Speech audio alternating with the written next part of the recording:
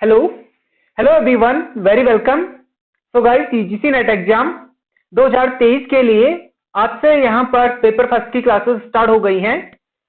Guys देखिए, UGC net exam का जो सिलेबस है, सिलेबस के अकॉर्डिंग ही यहाँ पर सारी क्लासेस आपकी चलेगी। और जो फर्स्ट यूनिट है शिक्षण अभिवृत्ति, हम यहाँ से स्टार्ट करेंगे और 10 की 10 यूनिट को कवर करेंगे। तो गाइस देखिए, शिक्षण अभिवृत्ति यानी कि टीचिंग एप्टीट्यूड यहां से हम स्टार्ट करेंगे। तो देर न करते हुए क्लास को स्टार्ट करते हैं। गाइस, इस क्लास की पीडीएफ आपको टेलीग्राम पर मिल जाएगी। देखिए, टेलीग्राम चैनल को सब्सक्राइब कर लीजिए। अदरवाइज आपकी कोई क्वेरी है, आपकी कोई भी क्वेरी हो तो आप मुझे टेलीग्राम पर मैसेज कर सकते हैं। देखिए, टेलीग्राम का लिंक डिस्क्रिप्शन पर दिया हुआ है और आप टेलीग्राम पर सर्च कीजिए दिस इज स्टडी, आपको मिल जाएगा। और टेलीग्राम चैनल को सब्सक्राइब कर लीजिए, ज्वाइन कर लीजिए। तो आप सोशल मीडिया हैंडल पर मुझसे जुड़ सकते हैं। दिस इज स्टडी हमारा फेसबुक पेज है। देखिए, दिस इज स्टडी हमारा फेसबुक पेज है, इस पेज को लाइक कर सकते हैं। तो टेलीग्राम चैनल को आपने ज्वाइन जरूर करना है और यूट्यूब पर दिस इज स्टडी चैनल को सब्सक्राइब जरूर करना है ताकि आपको क्लास का नोटिफिकेशन मिल सके, और बेल आइकन को प्रेस कर लेना है। तो गाइस, फर्स्ट यूनिट है शिक्षण अभिवृत्ति और सबसे पहले हम पढ़ेंगे शिक्षण की अवधारणाएं यानी कि कॉन्सेप्ट ऑफ टीचिंग। इसको इंग्लिश में कहा जाता है कॉन्सेप्ट ऑफ टीचिंग यानी कि शिक्षण की अवधारणाएं। यहां पर जो शिक्षण का सामान्य अर्थ क्या है? शिक्षा प्रदान करने की क्रिया। शिक्षा प्रदान करने की क्रिया ही शिक्षण है। यानी कि मैं आपको पढ़ा रहा हूं, आप पढ़ रहे हैं, तो ये जो एक क्रिया हो रही है, ये टीचिंग की जो शिक्षण की जो क्रिया हो रही है, इसको शिक्षण कहा जाता है। इस क्रिया को शिक्षण कहा जाता है। और शिक्षण का जो अर्थ है सीखना और या सीख देना, यानी कि सीखना, खुद सीखना और दूसरों को सिखाना या सीख देना शिक्षण का शाब्दिक अर्थ है। शिक्षण एक सामाजिक प्रक्रिया है। शिक्षण क्या है? एक सामाजिक प्रक्रिया है। शिक्षण एक सामाजिक प्रक्रिया है जो शिक्षण के मानवीय मूल्यों को विकसित करने पर बल देता है। मानवीय मूल्यों को विकसित करने पर बल कैसे देता है, किस तरह से देता है? यहां से क्वेश्चंस बनता है। एरर्स और रीजंस में क्वेश्चन बनता है। यहां से पहले तो डायरेक्टली क्वेश्चन पूछ लेता था, लेकिन अब कथन और कारण में क्वेश्चन पूछ लेता है। देखिए, शिक्षण से आप अपना मानवीय मूल्यों का विकास कैसे करते हैं? आपका जो कौशल है, दक्षता है, कौशल दक्षता का विकास करके आप अपना मानवीय मूल्यों का विकास करते हैं। आप ज्ञान को अर्जित करते हैं, उससे आप अपना विकास करते हैं। अपना जो स्किल है उसको डेवलप करते हैं, यानी कि जो आपकी योग्यता है, आपकी जो कौशल दक्षता है, उसका विकास करते हैं।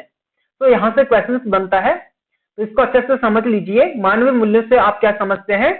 अपना जो कौशल है, अपना ज्ञान अर्जित करना, अपना कौशल दक्षता का विकास करना ही मानवीय मूल्यों का विकास है। तो विस्तृत रूप से शिक्षा का तात्पर्य, विस्तृत रूप से शिक्षा का जो तात्पर्य है औपचारिक या अनौपचारिक रूप से आजीवन सीखते सिखाते रहना है। अब यहां से क्वेश्चन बनता है। देखिए, सबसे पहले जो इंपॉर्टेंट है, सबसे जो जरूरी है, महत्वपूर्ण है, वो है औपचारिक और अनौपचारिक। अनौपचारिक से आप क्या समझते हैं, औपचारिक से आप क्या समझते हैं? और इस औपचारिक शब्द के लिए एक टर्म्स यूज किया जाता है, एक शब्द यूज किया जाता है, संकुचित शिक्षण। औपचारिक शिक्षण के लिए संकुचित शिक्षण शब्द यूज किया जाता है। पहले क्वेश्चंस में संकुचित और व्यापक में क्वेश्चंस पूछे जाते थे, लेकिन अब औपचारिक और अनौपचारिक में क्वेश्चंस पूछे जा रहे हैं। तो देखिए, जो औपचारिक का जो अर्थ है वो है आप कॉलेज स्कूल में जो शिक्षा लेते हैं, जो शिक्षा ग्रहण करते हैं कॉलेज कैंपस स्कूल में, वो एक औपचारिक शिक्षा है। यानी कि जो औपचारिक शिक्षा का जो अर्थ है, औपचारिक का जो अर्थ है किसी सब्जेक्ट पे बात करना, किसी टॉपिक पर डिस्कस करना, औपचारिक शिक्षा हो गया। और जो अनौपचारिक रूप से, यानी कि जो अनौपचारिक शिक्षण है, वो क्या है? व्यापक शिक्षण। ठीक है, व्यापक शिक्षण, यानी कि अनौपचारिक शिक्षण को क्या कहा जाता है? व्यापक शिक्षण कहा जाता है। और देखिए, अनौपचारिक शिक्षा आप कहां से ग्रहण करते हैं? तो अपने घर परिवार से, अपने आसपास के वातावरण से आप अनौपचारिक शिक्षण ग्रहण करते हैं। अपने गांव से, अपने शहर से आप अनौपचारिक शिक्षण लेते हैं, अर्जित करते हैं। और देखिए, जो अनौपचारिक शिक्षण होता है ये आजीवन चलता रहता है। आजीवन आप सीखते रहते हैं, जीवन भर आप सीखते रहते हैं और दूसरों को सिखाते रहते हैं। देखिए, इन शब्दों का जो अर्थ है वो उसको जरूर समझिएगा, अच्छे से समझ लीजिएगा। पेपर फर्स्ट में शब्दों का ही खेल है, सारा कीवर्ड का खेल होता है। यदि आप कीवर्ड शब्दों का अर्थ समझ गए तो आप पेपर फर्स्ट में अच्छा स्कोर कर सकते हैं। सो गाइस, इसको औपचारिक शिक्षण और अनौपचारिक शिक्षण आपके समझ में आ गया होगा। औपचारिक किसी सब्जेक्ट टॉपिक पर डिस्कस करना, अनौपचारिक अपने आसपास के वातावरण से सीखना। अब है शिक्षण के द्वारा ही शिक्षार्थी नवीन ज्ञान अर्जन करता है, यानी कि अर्जित करता है। तो देखिए, जो शिक्षण है यानी कि जो मैं आपको पढ़ा रहा हूं, तो मेरे द्वारा ही आप नया ज्ञान अर्जित कर रहे होंगे, मुझे पूरी उम्मीद है। और स्कूल कॉलेजेस में भी यही होता है, टीचर्स के द्वारा ही स्टूडेंट नया ज्ञान अर्जित करता है। यानी कि जो टीचर्स के द्वारा जो प्रक्रिया होती है, जो सीखने की जो प्रक्रिया होती है, ज्ञान अर्जित करने की जो प्रक्रिया होती है, नवीन ज्ञान को अर्जित करने की, वो शिक्षण होता है। और स्टूडेंट नवीन ज्ञान कहां से अर्जित करता है? शिक्षण से ही करता है। और देखिए, इस संदर्भ में अनेक विद्वानों ने निम्नलिखित परिभाषाएं दी है। जो 2 इंपॉर्टेंट परिभाषा है वो मैं यहाँ पर लेकर आया हूं। दूसरों को सिखाना, दिशा निर्देश करना, यानी कि दूसरों को सिखाने, दिशा निर्देश देने, उन्हें निर्देशित करने। देखिए, निर्देशित करने की प्रक्रिया ही शिक्षण है। अब दूसरों को सिखाना यानी कि दूसरों को लर्निंग, मतलब दूसरों को सिखाना, दिशा निर्देश करना, डायरेक्शन देना, और निर्देशित से जो तात्पर्य है, जो अर्थ है, वो क्या है? मार्गदर्शन करना। ठीक है, निर्देशित करने की प्रक्रिया ही शिक्षण है, किसी का मार्गदर्शन करना ही शिक्षण है। अब यहाँ पे अधिगम को अभिप्रेरित, यानी कि अधिगम का अर्थ है स्टूडेंट। देखिए, जो स्टूडेंट्स के लिए पेपर फर्स्ट में जो वर्ड यूज किया जाता है, अधिगम और जो छात्र और शिक्षार्थी, और भी बहुत सारे वर्ड्स यूज किए जाते हैं, लेकिन अब यहाँ पर अधिगम लिखा हुआ है। अधिगम और शिक्षार्थी, स्टूडेंट्स एक ही है। तो अभिप्रेरित करने वाली क्रिया शिक्षण है, यानी कि स्टूडेंट्स को अभिप्रेरित करने वाली क्रिया क्या है? शिक्षण है। अभिप्रेरित करने से आप क्या समझते हैं? देखिए, किसी को मोटिवेट करना। यदि मैंने आपको कोई कहानी सुनाई जिसका जो एंडिंग है वो पॉजिटिव हो और हैप्पीनेस है और पॉजिटिव हो, जिससे आप कुछ सीखते हो, तो वो क्या हो गया? आपको मोटिवेट करना, आपका मार्गदर्शन करके आपको प्रेरित करना ही शिक्षण है। अब है शिक्षण की प्रकृति प्रक्रिया, यानी कि इसका हो गया शिक्षण की प्रकृति प्रक्रिया, यानी कि नेचर ऑफ टीचिंग। इसको इंग्लिश में कहा जाता है नेचर ऑफ टीचिंग। जो नेचर ऑफ टीचिंग है वो एक प्रोसेस होता है, यानी कि शिक्षण की प्रकृति और प्रक्रिया। तो जो नेचर ऑफ टीचिंग है, इसका एक प्रोसेस होता है। वो क्या क्या होता है वो आगे मैं आपको बताऊंगा। अभी यहाँ पर जो इंपॉर्टेंट है, शिक्षण उद्देश्यपूर्ण प्रक्रिया है। अब इसका क्या अर्थ है? उद्देश्यपूर्ण प्रक्रिया है। आप यूजीसी नेट के लिए पढ़ रहे हैं, आपका नेट क्लियर हो गया, तो ये क्या है? आपका एक उद्देश्य है। दूसरा, शिक्षण एक कला और विज्ञान है। बिल्कुल, शिक्षण क्या है? कला और विज्ञान है। बिल्कुल, शिक्षण उद्देश्यपूर्ण प्रक्रिया है। आप कोई भी शिक्षण ग्रहण करते हैं, अर्जित करते हैं, उसका कोई ना कोई उद्देश्य होता है। आप स्कूल में पढ़ते हैं, कॉलेजेस में पढ़ते हैं, आप नेट के लिए पढ़ रहे हैं, तो इसका नेट के लिए पढ़ना आपका एक उद्देश्य है कि मेरा नेट क्लियर हो और मैं प्रोफेसर बन पाऊं। ठीक है, शिक्षण एक त्रिध्रुवीय प्रक्रिया है। क्या है? त्रिध्रुवीय प्रक्रिया है। बहुत ही इंपॉर्टेंट है, यहां से क्वेश्चंस बनते हैं। शिक्षण त्रिध्रुवीय प्रक्रिया किस तरह से है, वो चीजें मैं आपको यहां पर बताऊंगा। सबसे इंपॉर्टेंट है टीचर, शिक्षक। स्कूल में, कॉलेजेस में यदि टीचर्स है और स्टूडेंट्स नहीं है सॉरी, यदि शिक्षक ना हो तो शिक्षक के बिना स्टूडेंट्स नहीं पढ़ पाएंगे। और देखिए, वहां पर स्टूडेंट्स का होना भी बहुत जरूरी है। यदि स्टूडेंट्स ना हो तो शिक्षक किसे पढ़ाएगा? तो टीचर्स और स्टूडेंट्स का होना बहुत जरूरी है, यानी शिक्षक और छात्र का होना बहुत जरूरी है। और तीसरा जो सबसे इंपॉर्टेंट है इन दोनों के बीच में, वो क्या है? पाठ्यक्रम, यानी कि सिलेबस। टीचर्स, देखिए, टीचर्स और स्टूडेंट्स के बीच में एक कड़ी होती है, जोड़ने का काम करती है। यदि यहाँ पर सिलेबस ना हो, पाठ्यक्रम ना हो, तो टीचर कुछ भी अनाप शनाप नहीं पढ़ा सकता है। देखिए यूजीसी नेट का जो सिलेबस है, सिलेबस के अकॉर्डिंग ही मैं आपको पढ़ा रहा हूं। यदि सिलेबस ना होता तो मैं आपको क्या पढ़ाता। तो जो सिलेबस होता है यहाँ पर स्टूडेंट्स और टीचर्स को कनेक्ट करने का काम करता है। तो ये त्रिध्रुवीय प्रक्रिया है, जिसे जिसे इंग्लिश में क्या कहा जाता है, ट्राइंगल कहा जाता है। शिक्षण अंतिम प्रक्रिया है। देखिए शिक्षण क्या है, अंतिम प्रक्रिया है, यानी कि कभी ना खत्म होने वाली प्रक्रिया है। शिक्षण क्या है, कभी ना खत्म होने वाली प्रक्रिया है। देखिए कहा जाता है कि इंसान जन्म से लेके और मृत्यु की सैया तक कुछ ना कुछ सीखता रहता है। तो शिक्षण क्या है, अंतिम प्रक्रिया है, यानी कि कभी नहीं खत्म होने वाली प्रक्रिया है। शिक्षण उपचारात्मक प्रक्रिया है। शिक्षण क्या है, उपचारात्मक प्रक्रिया है। देखिए शिक्षण से आप अपने समस्याओं का उपचार भी करते हैं। देखिए यदि किसी ने मेडिकल की स्टडी की है, पढ़ाई की है और वह डॉक्टर बनना चाहता हो, डॉक्टर बन गया हो, तो वो क्या करता है, उपचार करता है, मरीजों का उपचार करता है ना, उनको स्वस्थ करता है। तो शिक्षण क्या है, उपचारात्मक प्रक्रिया है। ठीक है। देखिए आपको पेपर फर्स्ट में कहीं पर कोई प्रॉब्लम आती है, अब इस टॉपिक में, इस यूनिट में आपको कहीं से कोई प्रॉब्लम आती है तो आप मुझे पूछते हैं, यानी कि टीचर्स को पूछते हैं। टीचर आपको बताता है, यानी कि आपका उपचार करता है, आपकी जो समस्या है उसका समाधान निकालता है और आपको देता है। शिक्षण एक भाषाई प्रक्रिया है। शिक्षण क्या है, एक भाषाई प्रक्रिया है। देखिए यदि एक लैंग्वेज ना हो, मैं आपको हिंदी मीडियम में पढ़ा रहा हूं और यदि ये हिंदी मीडियम नहीं होता, ये लैंग्वेज नहीं होती, तो मेरे लिए आपको पढ़ाना असंभव था, यानी कि बहुत मुश्किल था। इशारों में मैं आपको पढ़ाता, मैं कुछ कह रहा हूं, आप कुछ और समझते। तो शिक्षण के लिए एक लैंग्वेज का होना बहुत जरूरी है। तो शिक्षण क्या है, एक भाषाई प्रक्रिया है। वो कोई सी भी भाषा हो सकती है, इंग्लिश हो सकती है या अन्य कोई पंजाबी, मराठी, कुछ भी हो सकता है, लेकिन शिक्षण के लिए लैंग्वेज का होना बहुत जरूरी है। शिक्षण विकासात्मक प्रक्रिया है। शिक्षण क्या है, विकासात्मक प्रक्रिया है। तो देखिए शिक्षण से हम अपना विकास करते हैं।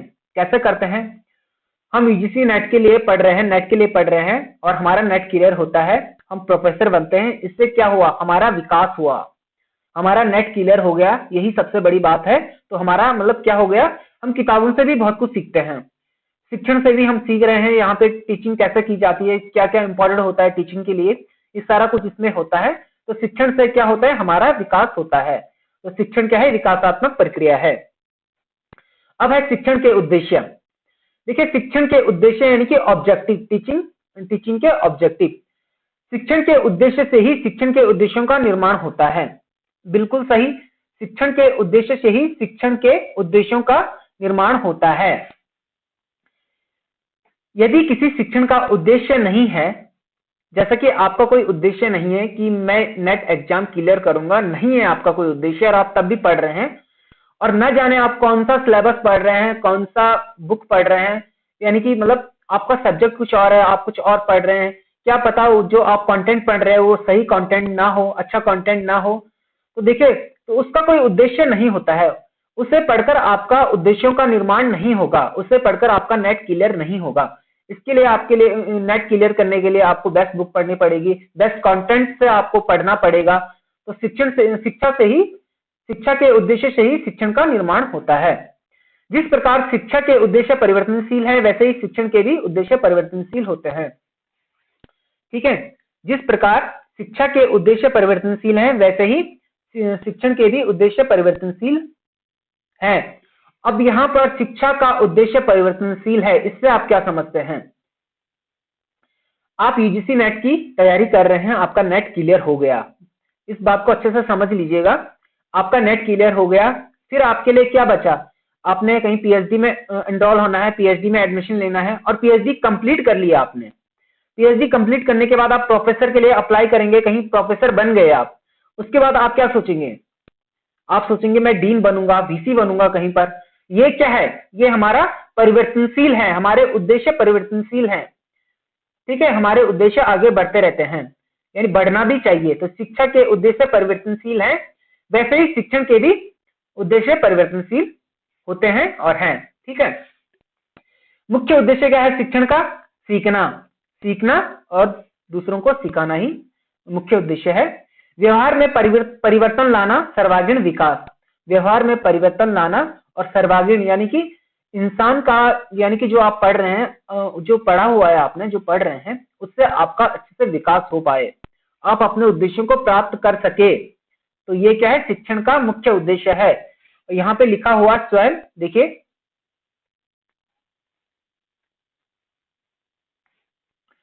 स्वयं, परिवार और राष्ट्र आदि के विकास में योगदान देना। स्वयं, परिवार, राष्ट्र आदि के विकास में योगदान देना। जब आपका सर्वांगीण विकास हो गया है तो आप क्या करेंगे, अपना विकास करेंगे, अपने परिवार की रेख देख करेंगे और अपना गांव का थोड़ा, अपना गांव में कंट्रीब्यूशन करेंगे, स्वयं का विकास करके परिवार का करेंगे, परिवार का विकास करेंगे, फिर राष्ट्र का विकास करेंगे, अपने आसपास के लोगों का, आपको देखकर आपके आसपास का लोगों का भी डेवलपमेंट होगा, वो आपको देखकर वो भी पढ़ेंगे लिखेंगे, उनका भी विकास होगा। कहते हैं ना, गांव में किसी की जॉब लग जाए, सरकारी नौकरी मिल जाए किसी को, तो बस अड़ोस पड़ोस के लोगों को भी लगता है कि हमारे लड़के की भी सरकारी नौकरी लगनी चाहिए। उस लड़के को भी लगता है, वो भी तैयारी करता है, वो भी मेहनत करता है, और इस तरह से मतलब पूरे गांव में कुछ लोग अच्छी जॉब पा लेते हैं। सबके सब नहीं पाते हैं, लेकिन कुछ लोग अच्छी जॉब पा लेते हैं। अब शिक्षण का जो मुख्य उद्देश्य है, उससे आप क्या समझते हैं? अगर मैं आसान शब्दों में कहूं, व्यवहार में परिवर्तन लाकर सामाजिक उपयोगी तत्व बनाना ही शिक्षण का मुख्य उद्देश्य है। व्यवहार में, यहां पर लिखा हुआ है, व्यवहार में परिवर्तन लाना और सर्वांगीण विकास, यानी व्यवहार में परिवर्तन लाकर एक सामाजिक उपयोगी तत्व बनाना ही शिक्षण का मुख्य उद्देश्य है। अब है ब्लूम द्वारा शिक्षण का वर्गीकरण। ये बहुत ही इंपॉर्टेंट है। ब्लूम एक विद्वान थे जिन्होंने शिक्षण का वर्गीकरण किया। देखिए, ब्लूम ने शिक्षण या अनुदेशात्मक उद्देश्यों को 3 भागों में वर्गीकृत किया, 3 भागों में बांटा। कब बांटा? 1956 में। इस डेट को अच्छे से याद कर लीजिए। ब्लूम ने शिक्षण का वर्गीकरण कब किया, या शिक्षण का अनुदेशात्मक उद्देश्यों को कितने भागों में बांटा और कब बांटा? तो 3 भागों में बांटा और 1956 में बांटा, जिसे अंग्रेजी भाषा में क्या कहा जाता है? अंग्रेजी भाषा में 3H कहा जाता है। अंग्रेजी भाषा में 3H कहा जाता है, जिसे ज्ञानात्मक ज्ञान क्षेत्र कहा जाता है, भावनात्मक ज्ञान क्षेत्र और मनोक्रियात्मक ज्ञान क्षेत्र। देखिए, ज्ञानात्मक ज्ञान क्षेत्र से आप क्या समझते हैं? सबसे पहले ज्ञानात्मक का जो अर्थ है वो है नॉलेज, जिसे इंग्लिश में क्या कहा जाता है? नॉलेज कहा जाता है। नॉलेज कहा जाता है ज्ञानात्मक ज्ञान क्षेत्र को।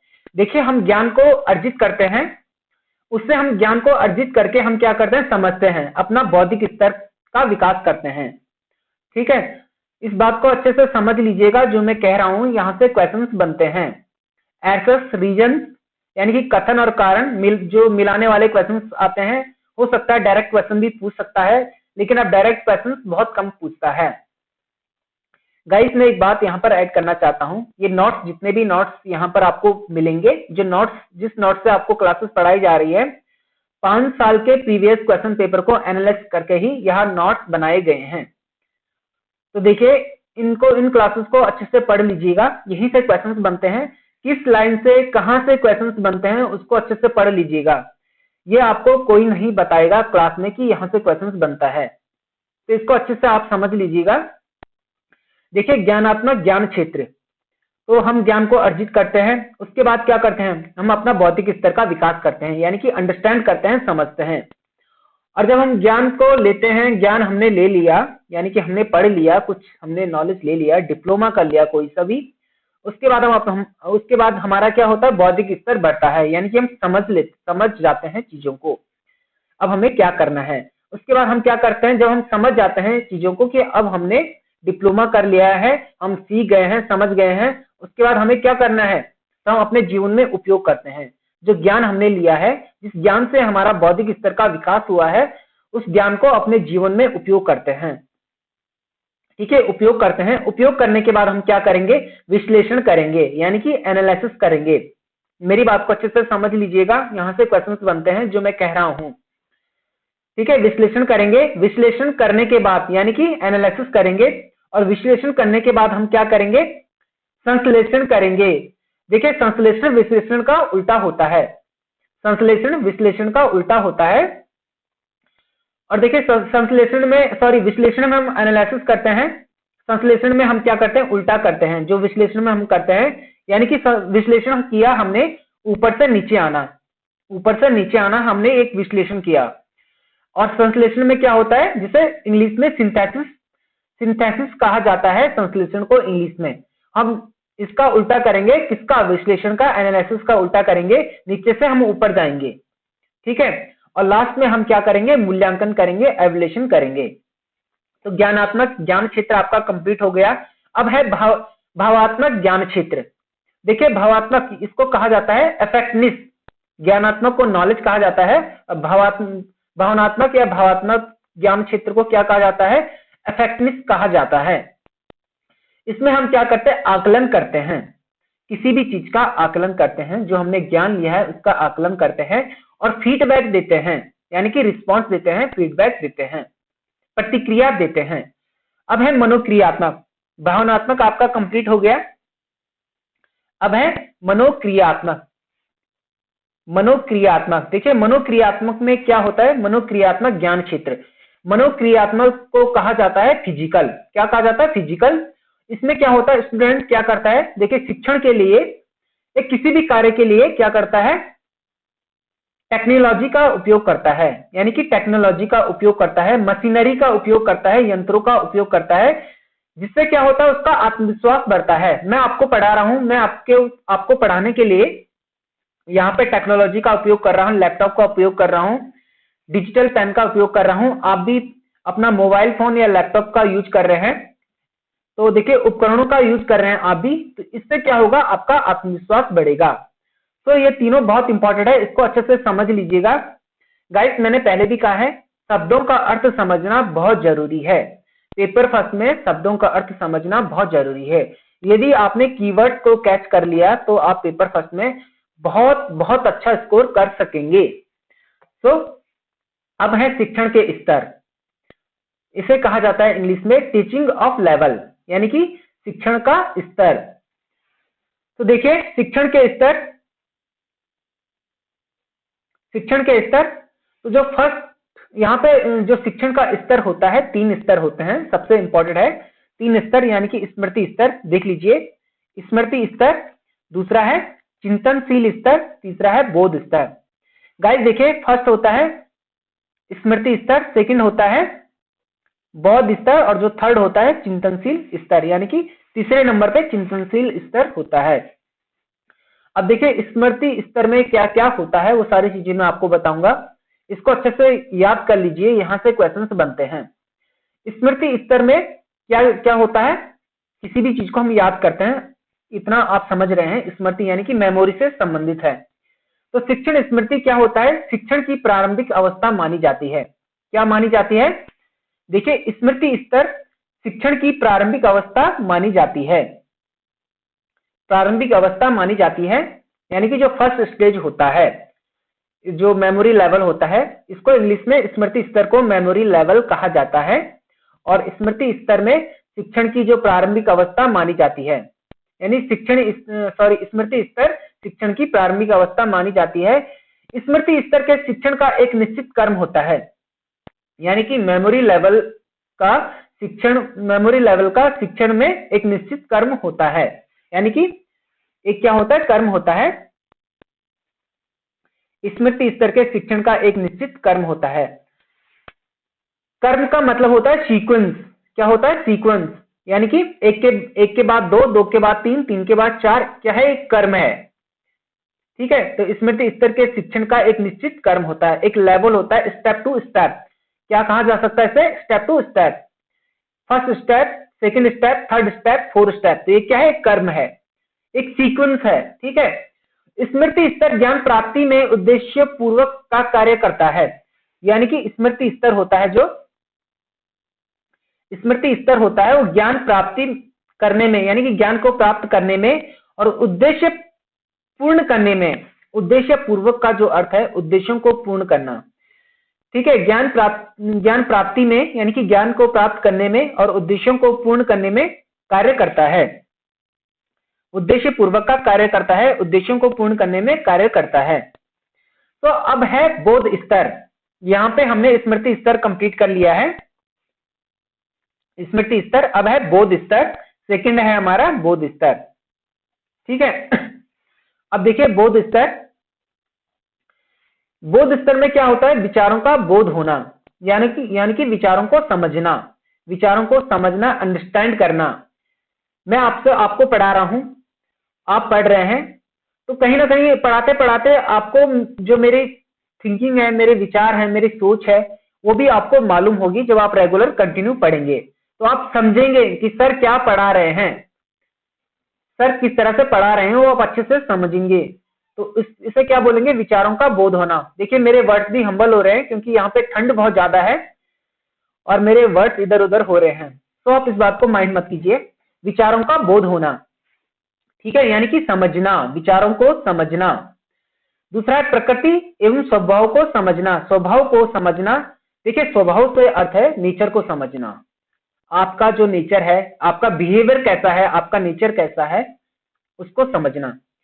स्वभाव का मतलब बिहेवियर आप कह सकते हैं, बिहेवियर, और नेचर भी कह सकते हैं आप, स्वभाव को समझना। तो विचारों का बोध होना, प्रकृति एवं स्वभाव को समझना, और भाषा में प्रयुक्त होने वाले अर्थ को समझना, भाषा में प्रयुक्त होने वाले अर्थ को समझना। यानी कि आपके भाषा में, यानी कि मैं आपको पढ़ा रहा हूं, जिस लैंग्वेज में मैं आपको पढ़ा रहा हूं, तो जो वर्ड्स मैं यूज कर रहा हूं, जिन शब्दों का मैं अपने भाषा में यूज कर रहा हूं, उनके अर्थ को समझना, भाषा में प्रयुक्त होने वाले अर्थ को समझना, यानी कि शब्दों का अर्थ समझना, भाषा में प्रयोग होने वाले शब्दों का अर्थ समझना। ठीक है, विभिन्न तथ्यों में संबंध को देखना, यानी कि व्याख्या विधि। जो बोध स्तर होता है इसमें क्या होता है, व्याख्यान किया जाता है। क्या किया जाता है, व्याख्यान। किसी चीज को हम समझते हैं, मैं आपको पढ़ा रहा हूं, आप समझ रहे हैं, तो आप एक व्याख्या भी करेंगे। ठीक है, व्याख्यान भी देंगे, मैं आपको व्याख्यान भी दूंगा, लेक्चर मेथड कहा जाता है जिससे। ठीक है, व्याख्यान विधि, प्रदर्शन विधि, चर्चा विधि, यानी कि डिस्कशन। तो यहाँ पर क्या होता है, विभिन्न तथ्यों में संबंध को देखना, यानी कि तथ्यों का संबंध देखना, यानी कि कोई घटना घटित होती है कहीं पर, कोई भी घटना कहीं पर घटित होती है, वो घटना क्यों घटित हुई है, तो उस घटना का जो कारण है, क्यों घटित हुई है, उसका संबंध देखना, उसका रिलेशन देखना। ठीक है, व्याख्यान विधि यहाँ पर जैसे कि लेक्चर मेथड होता है, और प्रदर्शन, यानी कि प्रदर्शन आपको दिखाया जाता है, विजुअल होता है, दिखाया जाता है, और डिस्कशन होता है, चर्चा विधि यहाँ पर की जाती है। ठीक है, इतना समझ में आ गया? ओके, ठीक है, अब बहुत अच्छी बात है, आपको समझ में आ रहा है। चिंतनशील स्तर, यानी कि इसको क्या कहा जाता है, रिफ्लेक्टिव लेवल कहा जाता है। बिल्कुल, चिंतनशील स्तर को क्या कहा जाता है, रिफ्लेक्टिव लेवल। एक मिनट, देखिए यहाँ पर जो स्मृति स्तर है, इसको क्या कहा जाता है, मेमोरी लेवल कहा जाता है, इसको अंडरस्टैंडिंग लेवल कहा जाता है, इसको क्या कहा जाता है, रिफ्लेक्टिव लेवल कहा जाता है। ठीक है, चिंतनशील स्तर, इसको क्या कहा जाता है, रिफ्लेक्टिव लेवल कहा जाता है। चिंतनशील स्तर के शिक्षण में स्मृति और बोध दोनों ही स्तरों का शिक्षण शामिल होता है। जो रिफ्लेक्टिव लेवल होता है चिंतनशील, इसमें क्या होता है, इस लेवल में क्या होता है, चिंतनशील स्तर में क्या होता है, जो शिक्षण है, शिक्षण में स्मृति और बोध दोनों ही स्तरों का शिक्षण शामिल होता है, शिक्षण शामिल होता है। ठीक है, मतलब बहुत ही आसान लिखा हुआ है यहाँ पे। चिंतनशील स्तर में जो शिक्षण में जो भी होता है, मेमोरी और बोध, यानी कि मेमोरी और अंडरस्टैंडिंग, यानी कि आप जो याद करते हैं, जो समझते हैं, दोनों यहाँ पर शामिल होते हैं, किसमें, रिफ्लेक्टिव लेवल में, यानी कि चिंतनशील स्तर में। अब यहाँ पे लिखा हुआ है समस्या समाधान की क्षमताओं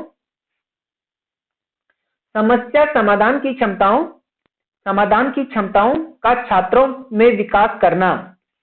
जो चिंतनशील स्तर में क्या होता है, जो प्रॉब्लम होती है, जो स्टूडेंट्स की जो प्रॉब्लम होती है, शिक्षार्थी की जो प्रॉब्लम होती है, समस्या का समाधान, जो प्रॉब्लम होती है, जो समस्या होती है, उसकी समाधान की क्षमताओं का छात्रों में विकास करना। इस लाइन का अर्थ है, देखिए मैं जानता हूं आप बहुत ज्यादा कंफ्यूज हो रहे हैं। समस्या समाधान की क्षमताओं का छात्रों में विकास करना। छात्र की कोई समस्या है तो टीचर्स का काम क्या है, छात्र की समस्या का समाधान निकालना नहीं है, छात्र को कैपेबल बनाना है कि वह अपना जो प्रॉब्लम है, अपना जो समाधान है, वो अपना प्रॉब्लम को सॉर्ट आउट कर पाए, अपनी समस्या का समाधान निकाल पाए। और वो तभी निकाल पाएगा जब उसकी समाधान करने की जो क्षमता होगी उसका विकास किया जाए। टीचर्स ने छात्र की समस्या समाधान करने की जो क्षमता है उसका विकास किया होगा, तभी छात्र अपनी समस्याओं का समाधान कर पाएगा। समझ गए?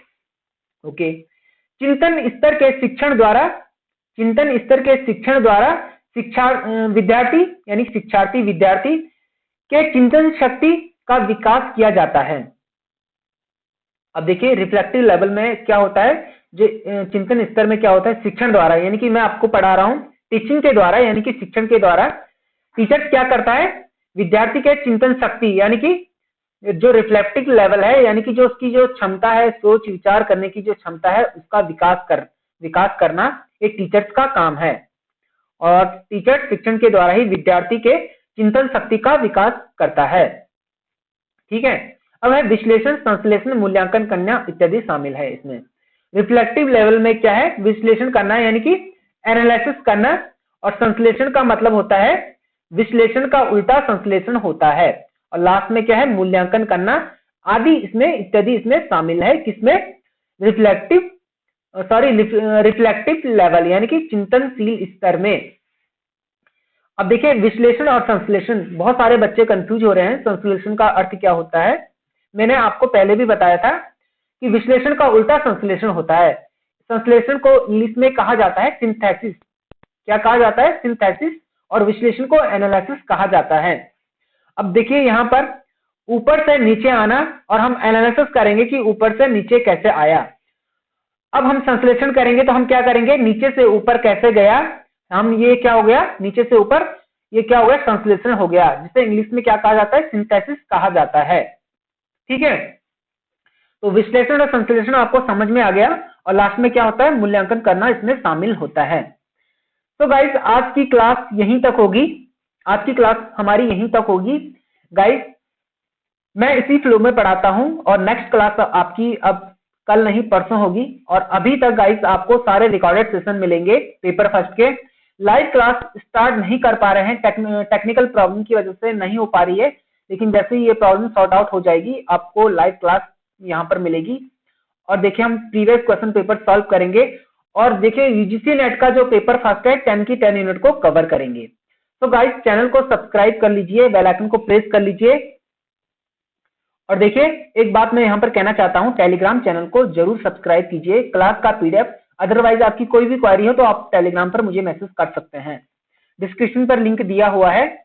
और देखिए फेसबुक पेज को लाइक जरूर कीजिएगा, यहाँ पर दिस इज स्टडी हमारा पेज है, फेसबुक पेज है। और देखिए टेलीग्राम चैनल को आपने सब्सक्राइब करना है, हमारा इंस्टाग्राम अकाउंट भी है दिस इज स्टडी। और यूट्यूब चैनल को जरूर सब्सक्राइब कीजिए, बेल आइकन को प्रेस कर लीजिए ताकि क्लास का नोटिफिकेशन आपको मिल जाए।